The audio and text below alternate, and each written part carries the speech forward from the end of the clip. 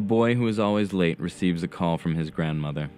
The road stretches out infinitely before him as he pushes her old Volvo faster than she would ever allow.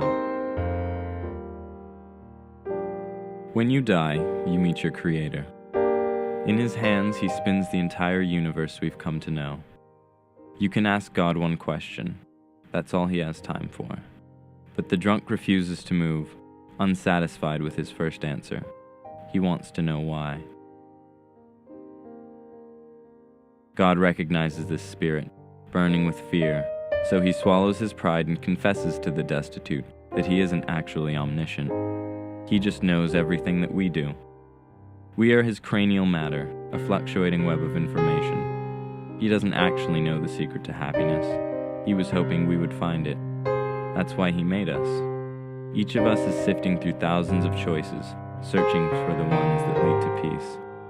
So when the drunk asks, God is disappointed once again and has no answer for him, because he had the exact same question all along. He wants to give up, but he is afraid, alone in a space of infinite possibility. He looks down at the man before him for sympathy, but the piece cannot quite understand the whole. Show me, the man asks, so God shrugs and opens the gates of knowledge. A pilot looks down in disbelief, unsure of what to do. The hit and run left the man barely breathing, grasping at thin air. He turns to leave, but catches a gaze focused somewhere in the distance, searching for eye contact. He can't leave him now, too afraid of missing his flight to notice the glasses inches from his feet.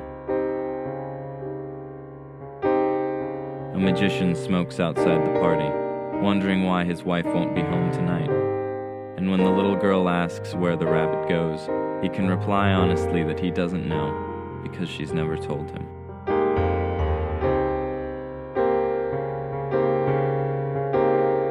An old woman slumps into the seat and tries to remember what her son looks like.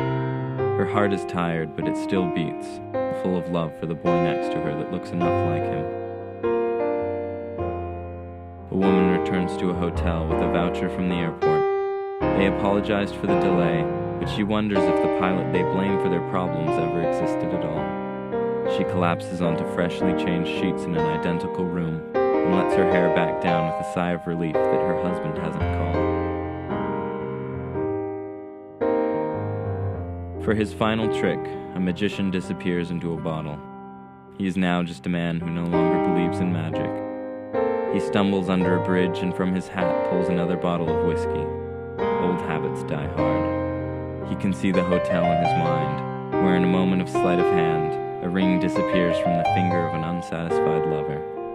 The knowledge hits him again with every swig, frustrated because he knew all along that everything magical is just an illusion. The man who is supposed to be in the sky tells the crumpled spirit of his troubles while they wait for the red and blue lights to appear. He knows that it's pointless, but somehow, it makes everything seem alright. The boy fears that he will be too late and disappoint her for the last time. The old woman lays still, but her chest jumps to life for just a moment. A bump in the road he believes in his panic must be another breath.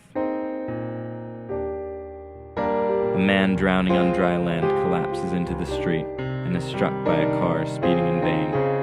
And as he struggles for glasses just out of reach, his spirit looks on from above, as bewildered as the god beside him. None of it makes any sense, but that's okay, because at least for the moment, they are no longer alone.